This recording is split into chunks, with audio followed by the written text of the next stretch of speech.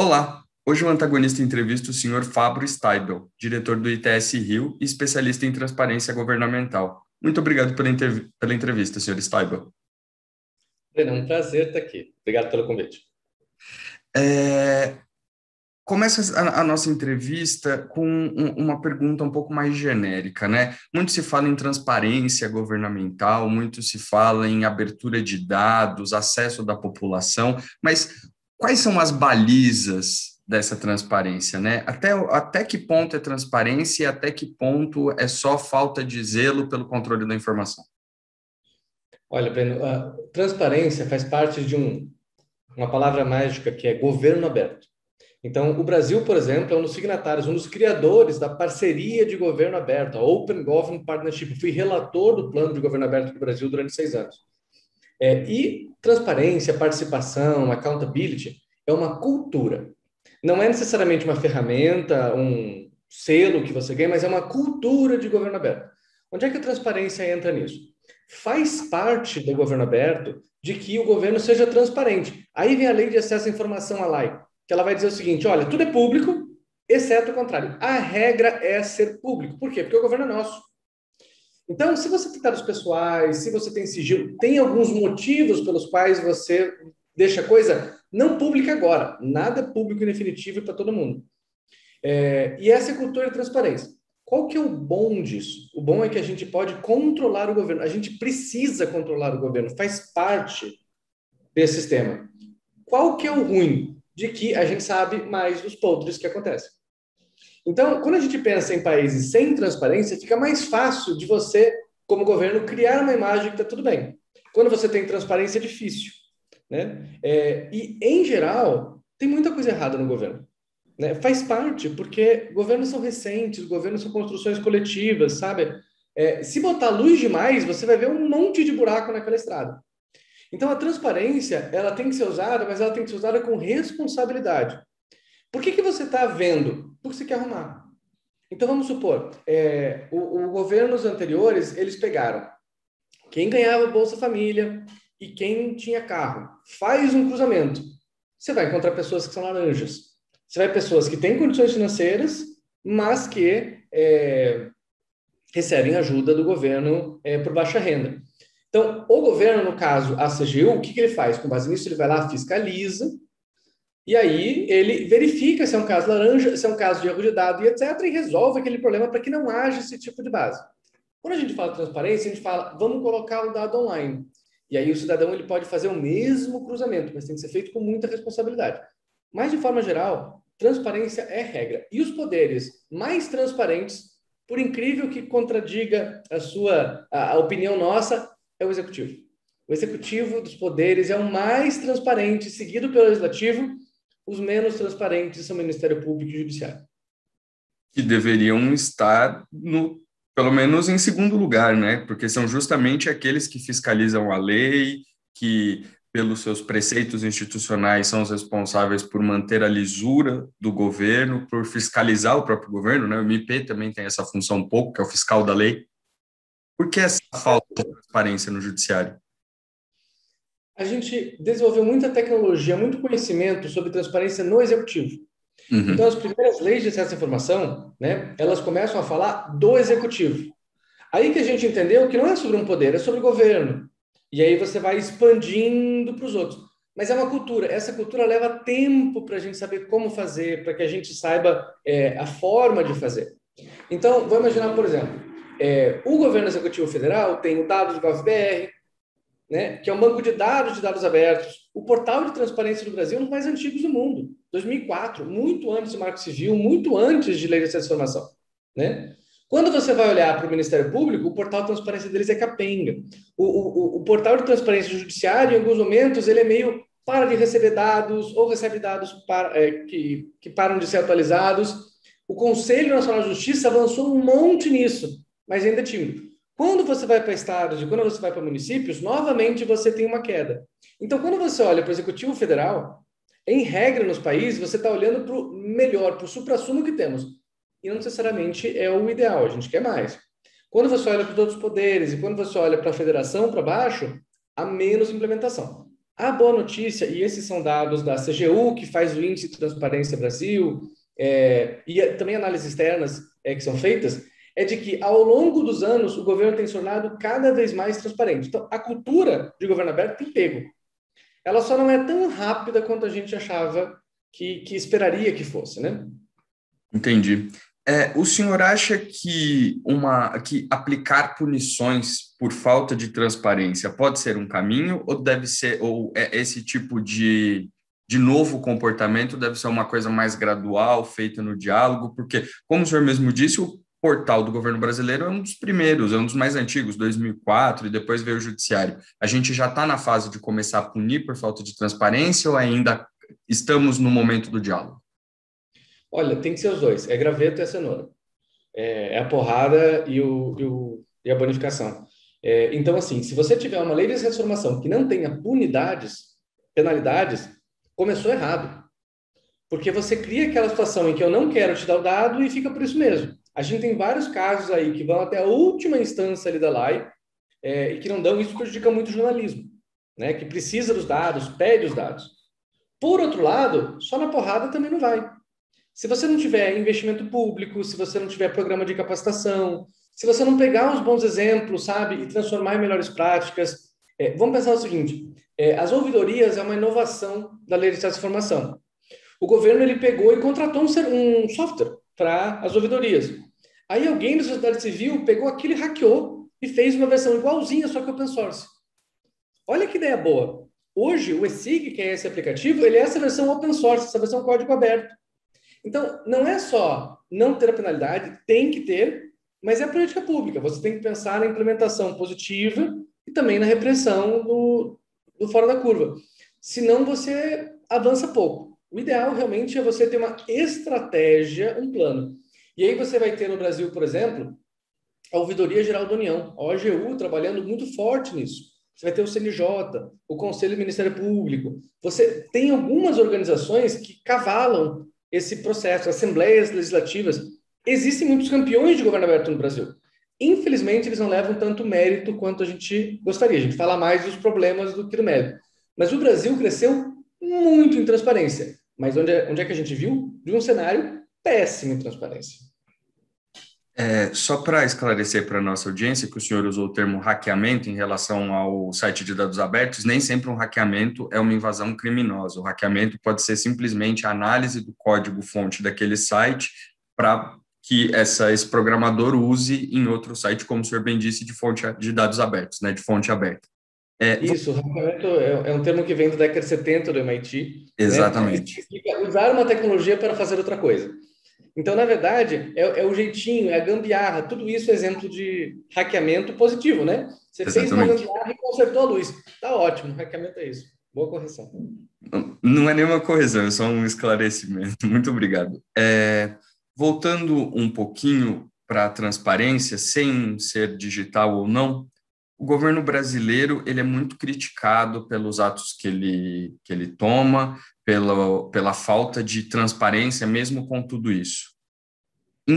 Qual o nível de transparência atual do governo brasileiro? Não da gestão Bolsonaro, mas desde que começamos a discutir esse assunto até o ano de 2021, independente de matriz ideológica, independente de quem é o presidente da República. Em que nível de transparência estamos hoje? Eu acho que a gente pode falar de alguns marcos, né? Então, assim, a Lei de Acesso à Informação é um marco de transparência. Ela vem tarde. Se você olhar para a América Latina, nós somos um dos últimos países a ter uma Lei de Acesso à Informação, né? Ela veio em 2011. A implementação dela, você tinha 6 meses para fazer a implementação. É difícil de você fazer a implementação de uma lei tão pesada em 6 meses. Nós melhoramos muito. Então, os índices mostram que nós melhoramos. O que nós temos na gestão do presidente Bolsonaro é um retrocesso no entendimento da transparência. Vem uma transparência más, participação más. Então, no início do governo, você tem um decreto que diz, olha, todos os conselhos e tudo mais de participação estão suspensos. Aí você vê que alguns são colocados por leis e etc. E aí alguns ficam assim. Mas a regra hoje não pode conselho, mas se quiserem, façam. Antes a regra conselho está liberado. Conselho é uma forma de participação social multissetorial. Bem executado, é muito bom. O que falta é investir em como fazer conselhos serem mais eficientes. Mas o conselho em si é muito importante para a saúde, para a educação, benefícios e etc. Você vê que o uso da lei de acesso à informação, ele tem sido cada vez mais usado as exceções de sigilo. Então, por exemplo, no caso do Pazuello, colocou-se o sigilo máximo de 100 anos. É raro de você ter um governo que coloque sigilo máximo.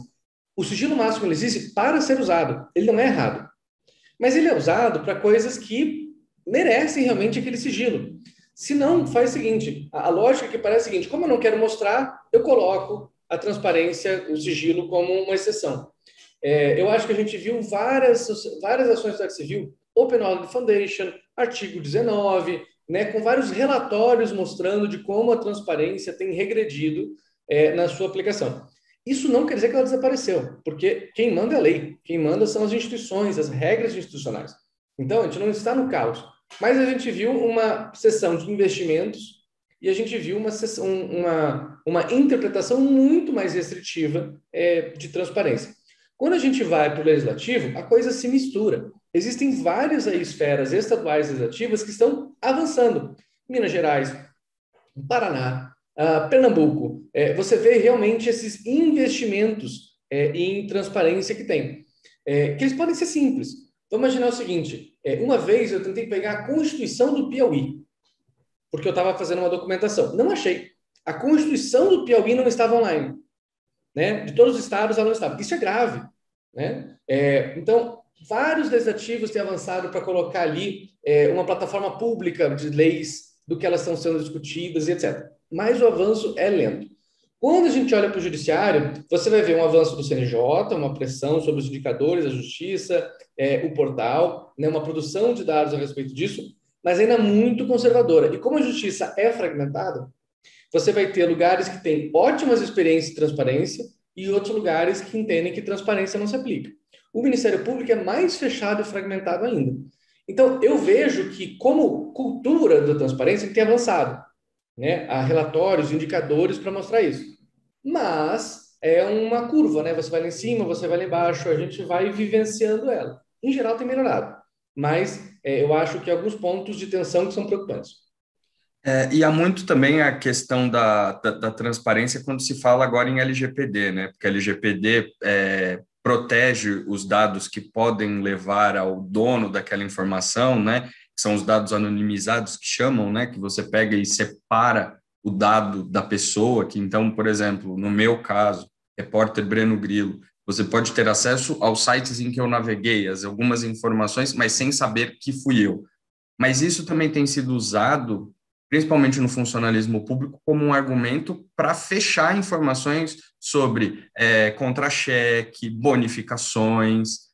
Como é que a gente vê essa dualidade, né? Porque o próprio Supremo já tem jurisprudência falando que a privacidade, né, a vida privada daquele que ocupa um cargo público, seja eletivo ou concursado, ela é relativizada justamente pelo dever de transparência da União. A gente já tinha uma bomba instalada, que é como é que você pega dois direitos fundamentais, né, o da privacidade e o da transparência. Né? Se eu estou falando de obras públicas, por exemplo, é difícil de aplicar LGPD porque geralmente não são dados pessoais. Mas Sim. Quando eu falo de pessoas, ali é diferente. E aí a gente o que a gente precisa é avançar em que momentos a gente deve favorecer um, em que momentos a gente deve favorecer outro. Existe um teste de proporcionalidade que deve ser feito, o judiciário faz muito ele, para a gente aplicar nesse. É certo que não tem uma regra para tudo. E quanto mais segurança jurídica, melhor. Vamos entrar no caso dos salários das pessoas, né? Por um lado, você precisa saber quantas pessoas ganham. Por quê? Porque é o dinheiro público que está sendo investido lá. Agora, eu não preciso saber, talvez, aonde você mora. Porque essa informação pode ser sensível. Vamos pensar a polícia? Se eu sei aonde os policiais moram e isso está na internet, eu exponho aquela força de segurança a um risco. Né? Então, mas vamos pensar doador de campanha. Né? Eu dou o meu dinheiro para um partido. Essa informação, ela é pública antes de ser pessoal ou ela é pessoal antes de ser?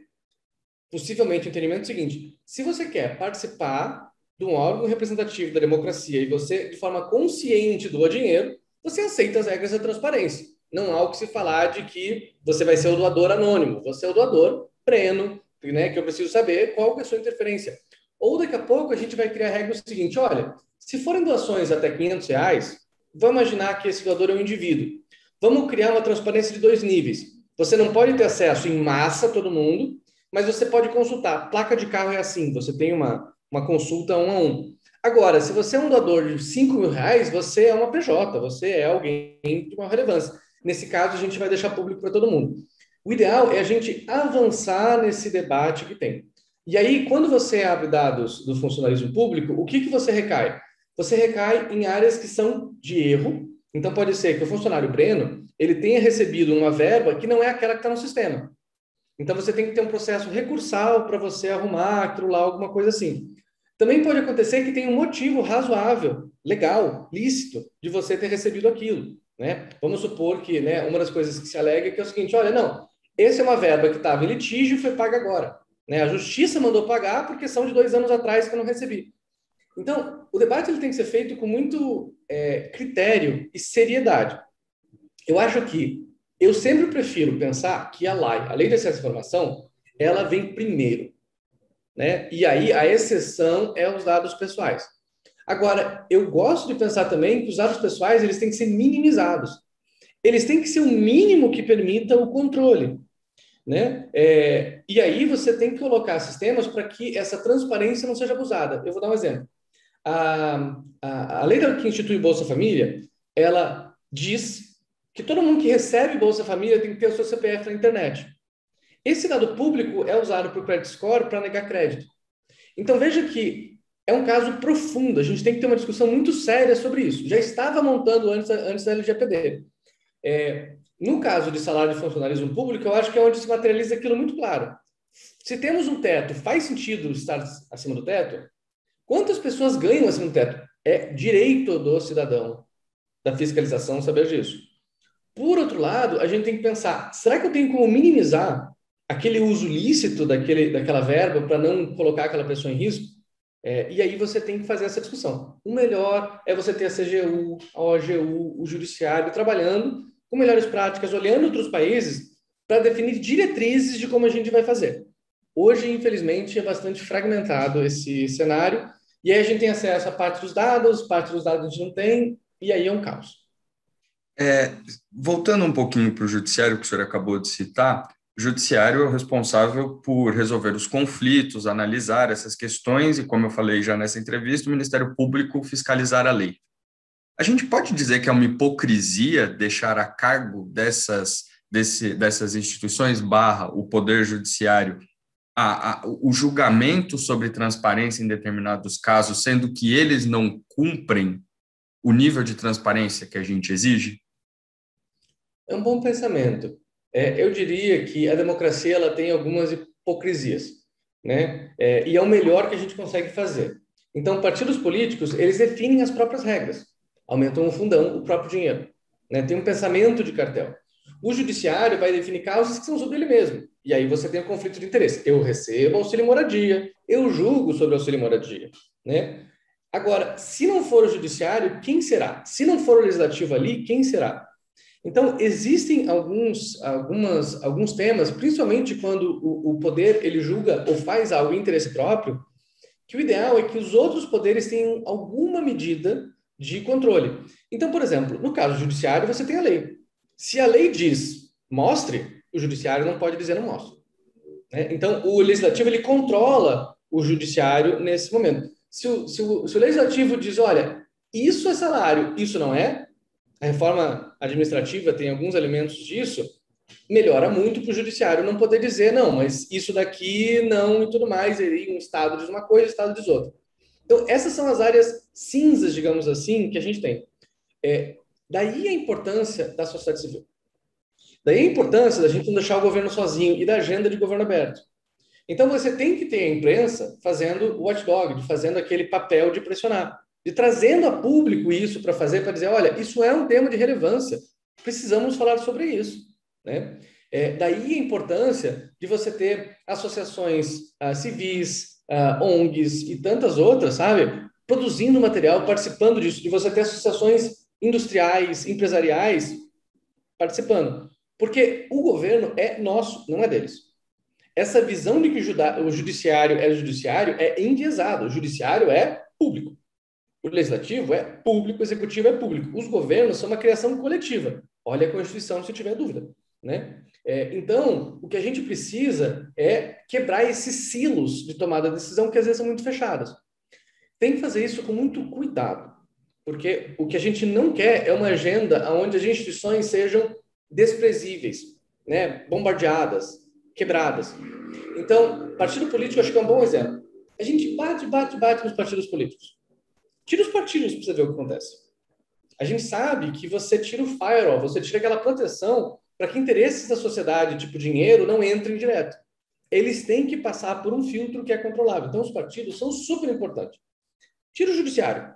Você vai ver o problema que é. Então, a gente precisa desse mecanismo do governo funcionando bem. As instituições democráticas é a única coisa que combate a corrupção. E aí, quando você olha, por exemplo, nos papéis federalistas que fazem esse modelo meio americano, mas instituições que a gente tem, a lógica é o seguinte: não confiaremos em humanos. Confiaremos em humanos verificando humanos. Melhores ainda, em instituições controlando instituições. Então, essa lógica de um contra o outro que funciona. Então, há uma hipocrisia quando você tem um poder que legisla ou julga em causa própria.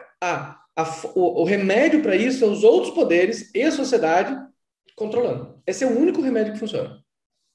E quando se fala muito em transparência, principalmente no Brasil, pensa-se em salários, desvio de recursos para fiscalizar, mas a transparência ela é um termo muito mais amplo, né? E aí a gente pode pegar, por exemplo, no executivo, a obrigação de divulgação de agenda de autoridades, como o presidente da República e seus ministros. E o que a gente vê é que muitas vezes essa agenda não é divulgada, mesmo havendo a regulamentação pela CGU, inclusive com possibilidade de punição para os ministros. Como que fica isso? Esse é o caso onde você tem que os outros poderes têm que intervir. Então, essa é uma frase no Brasil que só existe no Brasil: a lei não pegou, né? E aí você tem esse acordo implícito de que a gente não vai divulgar agenda e tudo bem. Tem que pressionar e isso vai acontecer. Por que a agenda é essencial? Lobby. A gente sabe que uma das maiores dificuldades do governo é o lobby, são outros atores atuando para orientar o governo. Então, você tem em alguns países lei de lobby, você tem a regulamentação de lobby, você tem um crachá de lobista. Isso não é ruim, isso é transparência, né? E aí você tem essa agenda. No governo atual, diminuiu-se bastante esse costume de registrar a agenda e divulgar a agenda. Isso é bastante problemático. Eu imagino que algum tipo de registro exista, só que ele vai ser conhecido daqui a 50, 100 anos, né? Mas não faz o menor sentido de você não divulgar agenda, porque o cargo da presidência, o cargo do ministro, o cargo não é dele. Ele está no cargo, o cargo não é dele. Se você quiser abrir uma empresa, o cargo é seu. Se você está no governo, você está no cargo. Você está de passagem, né? Todo mundo está de passagem, porque o governo é de ninguém. Ele é uma obra coletiva, né? Você sempre está de passagem. É essa a regra. É por isso que a agenda não é sua, né? E eu acho que as regras elas existem para ser cumpridas, senão muda a regra, né? Então, se há uma penalidade, você vai ter essa dificuldade. Talvez você não consiga fazer uma penalidade contra o presidente, mas contra o ministro você consegue, contra a secretária você consegue, né? E isso vale também para o judiciário e para o Ministério Público, tá? Porque eles também têm agenda oficial, também acontece lobby lá. Então, a pressão ela tem que acontecer para que isso exista. É melhor hoje do que era no passado, mas estamos longe do ideal. Nós já falamos do Judiciário, do Ministério Público e do Executivo. Falta o Legislativo. A pandemia fez com que muitas das sessões, sejam de comissões temáticas, especiais ou até do plenário, fossem semipresenciais. Líderes no plenário, alguns deputados que se disponham a ir, e a outra parte de maneira digital por videoconferência. Isso afeta a transparência do legislativo, que é baseada não só nos gastos, mas também na discussão aberta frente à sociedade dos temas que estão sendo debatidos? Afeta. Eu acho que o que mais afetou a pandemia, na verdade, foi o fechamento das comissões. E isso, se já na comissão o presidente tem muito poder, quando você fecha as comissões, o presidente da casa ou de partes da casa tem mais poder ainda. Então, a gente concentrou nesses 2 anos muitas ações em poucas pessoas. Isso é ruim. certo? Sobre a transparência do legislativo ou do executivo, eu acho que é fundamental a gente lembrar de que a transparência é a regra, mas ela admite exceções. Então, se eu quero fazer uma negociação com o Breno, eu posso fazer essa negociação a portas fechadas. Há uma série de regras que eu tenho que obedecer. Colocar na agenda, publicar um resultado daquela negociação, dizer que eu tive aquela negociação. Mas a sala fechada, ela é importante, porque há temas que não podem ser tratados em público, né? E aí isso é uma pesquisa muito interessante na Noruega e na Dinamarca, de como reuniões, de como órgãos legislativos que combinam sessões públicas e fechadas têm decisões mais abertas do que aqueles que têm só abertas. Então você precisa desse lado fechado, né? A gente não tem que ter medo do fechado. A questão é que o fechado é regulado e ele é exceção. O que a gente sabe do Congresso é que a maior parte das negociações ela é feita fora da internet. Vou dar o caso da reforma eleitoral, que é secreta. Ela não foi publicada. Se você entrar no site da Câmara, já está em discussão há 4 meses, já tem indicação de urgência, vai mudar todo o sistema eleitoral e político, e não foi publicada. Ela é secreta? É, mas legalmente ela é permitida. Por quê? Porque o Congresso pode discutir qualquer coisa. Eles chamam de anteprojeto, estão discutindo com quem eles querem e não está transparente. Então, esse é um exemplo do que não deve ser feito e que deve ser combatido. Infelizmente, quando você vai para estados e quando você vai para cidades, é pior ainda. Então, a regra que é usada pelo legislativo eu vou discutir com as partes e vou publicar quando for para votação. Essa, em geral, é a regra. Esse não é a melhor prática, porque você impede que as pessoas possam participar do processo legislativo. E o que as pessoas não entendem é que essas regras elas são ruins, elas são piores. Porque quando você pensa em algo complexo como governo, se você não discutir com vários setores, você faz uma regra quebrada. E não tem nada pior do que uma regra quebrada que não funciona, a lei não pega. Então, se você quer fazer uma boa lei, você tem que fazer ela colaborando com outros setores, não aqueles que você quer, mas sim aqueles que querem participar, porque o governo é seu. Mas eu acho que o legislativo, ele sofreu bastante. Quando você entra para o estadual e municipal, mais ainda, porque aí você vão ter casas que não tinham infraestrutura, transparência, você vai ver controles externos que são ainda mais frágeis. Então, nós sofremos. Agora, a pandemia mostrou de que é possível você ser ainda mais transparente, né? Então, quantas sessões, né, agora a gente fez online e como é possível? Então, você daqui a pouco não participar de uma votação porque você diz, mas eu não estou em Brasília. Não, peraí, você pode participar. Tem uma forma de você participar. Você é representante, você pode participar, você deve participar. A gente tem que registrar seu voto e ver como é que foi. Mas é uma construção lenta. E eu gostei muito do exemplo que o senhor citou da reforma política, que encaixa perfeitamente no argumento anterior do senhor mesmo sobre o sistema de freios e contrapesos, sociedade civil e imprensa, que o antagonista publicou com exclusividade as discussões da reforma política e o que está sendo pensado nesse anteprojeto, que ainda está sendo discutido e vai voltar a ser discutido agora em agosto. Para fecharmos a nossa entrevista, a gente tem visto muito da digitalização dos processos. Sessões do Supremo semipresenciais, sessões do Congresso, como acabamos de mencionar, o Executivo cada vez mais digitalizado, mas ainda a gente percebe que falta muito, e essa foi uma das diretrizes do presidente Jair Bolsonaro durante a campanha. Existem muitas críticas, mas em alguns pontos a gente pode dizer que o governo dele avançou, regrediu ou nada mudou? Em agenda de transparência? De digitalização que facilita a transparência. Sim. O Ministério da Economia puxou uma agenda muito forte de digitalização de serviços, né? É muito interessante. Você tem aí avanços em identidade digital, você tem avanços em serviços digitais, você tem realmente avanços nessa área. Por que o serviço digital é importante? Por inclusão, né? A hora que você faz o governo só funcionar no balcão, você exclui muita gente. Lembra, alguém tem que pegar um ônibus para chegar lá, alguém tem que tirar tempo do trabalho para ir lá, você exclui muitas coisas. Então, eu acho que é um serviço, é um esforço continuado. Desde 2001, a gente tem uma agenda forte de digitalização de serviços e, de fato, nessa área, o governo avançou bastante. Permite transparência isso? Sim. Você tem uma grande possibilidade de controle de dados e do que está sendo feito. pouco se avançou no controle, contudo, né? O foco nesse momento está muito mais em tornar o serviço digital do que propriamente em controle. No combate à corrupção, por exemplo, não houve avanço. Inclusive é chamado do apagão de dados, né? Muito usado quando se fala nas queimadas da Amazônia, mas também isso se aplica às várias outras áreas de todo o governo, independente de ser executivo, legislativo ou judiciário. Os especialistas em dados, principalmente os jornalistas, falam em apagão de dados. A gente vive um apagão de dados? Boa pergunta. Eu diria que a gente vive uma má gestão de dados. E, às vezes, o uso de dados para esconder dados de jornalistas. Então, mas eu não vejo... Eu já vi apagão de dados. Eu não vejo a situação de apagão de dados. Trump, por exemplo, fez apagão de dados. Ele deletou bases públicas, né? A gente não viu esse movimento aqui. Às vezes você deixou de atualizar e não foi priorizado, mas não é que foi necessariamente deletado. No caso da Amazônia, é um pouco complicado, porque você proibiu de divulgar um dado que é público desde 88. Não faz o menor sentido. Depois você ficou trocando o satélite e a metodologia. Isso cria um problema de comparabilidade de dados e etc.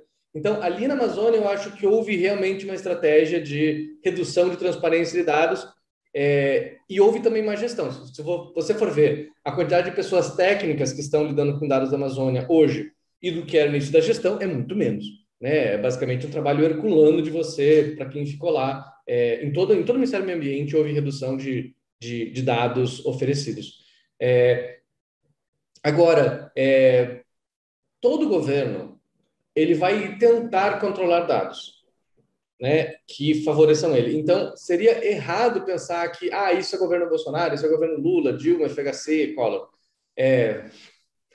Tony Blair, Cameron, qualquer governo tende a fazer essa gestão. Por isso a importância de controle externo, para que isso não possa ser feito.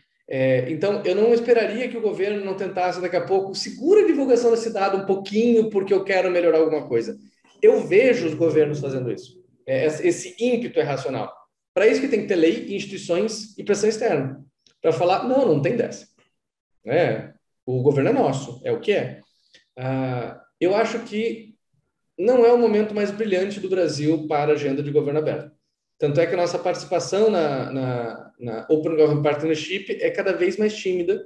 A gente atrasa planos, a gente faz compromissos cada vez menos ambiciosos.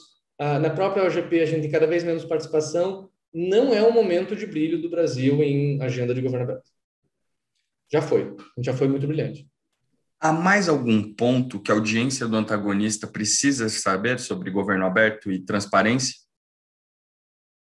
Eu acho que a lição, depois de 15, 20 anos trabalhando no governo aberto, eu acho que a principal lição é tenha paciência.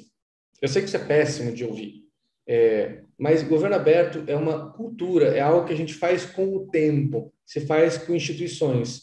E ainda é muito difícil das pessoas saberem como participar do governo, como botar a mão na massa e ajudar, mas é essencial elas fazerem. Então, eu vou dar bons exemplos. O Observatório Público, alguns observatórios, eu já vou lembrar o nome, eles se especializaram nas cidades em controlar contas. E isso fez muito sucesso. Em Florianópolis, por exemplo, eles se especializaram em divulgar licitações.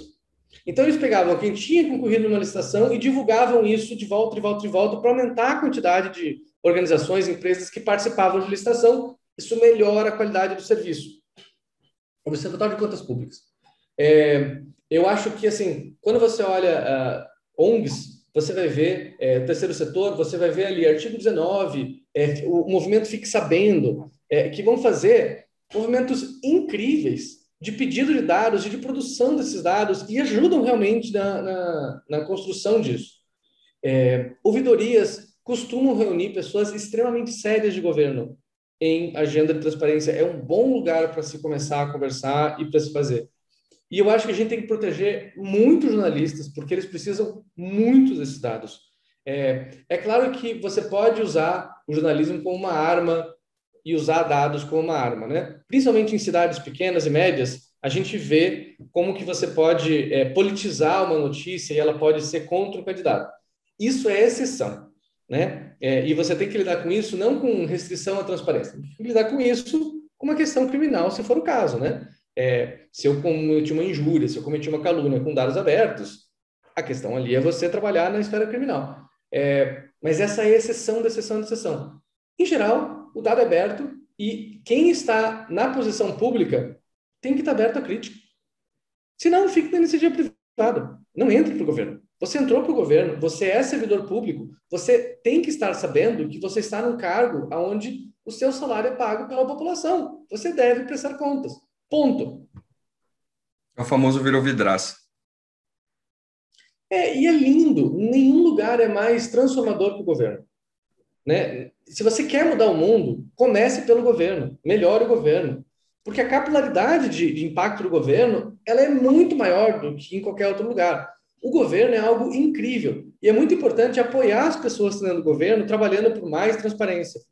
Eu lembro, por exemplo, no governo Temer, de que foi apontado um ministro da CGU que era muito reverso às agendas de transparência e combate à corrupção. Os funcionários públicos pegaram vassoura e foram lavar corredor em protesto. E eu viajei para um grande evento internacional ao lado de uma dessas servidoras. E ela falou, eu fiz porque eu acho que é inadmissível e eu estou aqui falando com você e eu não sei se ainda sou servidora pública, porque eu estou aqui nessa agenda. E aí a sociedade civil estava pé da vida por causa do governo Temer, de que ele tinha feito, e eu falei para eles, gente, vocês têm que escolher. Vocês vão ser contra o governo Temer? Beleza. Agora, olha a servidora que está na sua frente tentando fazer uma mudança de dentro. Vocês vão deixar ela na mão? Porque quem vai ferrar é ela. Então, assim, hoje a gente invade o governo no sentido de que o seguinte, o governo é nosso, vamos participar da política pública, hoje a gente vai ficar criticando de fora. E se quer mudar, você tem que entrar. E o trabalho é árduo. Então, eu diria que a grande mensagem para as pessoas é tenha paciência e trabalhe com o governo. Né? Havia um plenário em 2014, 2013, quando começaram a invadir as assembleias. Né? Invadir uma assembleia é um pleonasmo, é subir para cima. Você não pode invadir o que é seu. Você não pode ocupar algo que é seu. Então, o movimento que está sendo feito ali é o seguinte, nós que estamos aqui queremos permanecer aqui. Na Constituinte, os povos indígenas invadiram o Congresso e isso significa, nós íamos fazer parte disso. E eles só saíram da sala quando, né, os parlamentares falaram, ok, sob demarcação a gente vai concordar com vocês. Então, invadir o Congresso é uma coisa que, feita dentro da ordem, dentro da instituição, dentro de tudo, sem menções a Capitólio, Estados Unidos, certo? Não é invadir para bagunça, é invadir no sistema institucional, é nosso. Então, faz todo sentido. O governo aberto significa que você participa. Entendi. Sr. Steibel, muito obrigado pela sua entrevista. Bem, é um prazer. Acho muito importante o trabalho que o Antagonista faz. Um ótimo exemplo de diversidade no jornalismo brasileiro. Muito obrigado.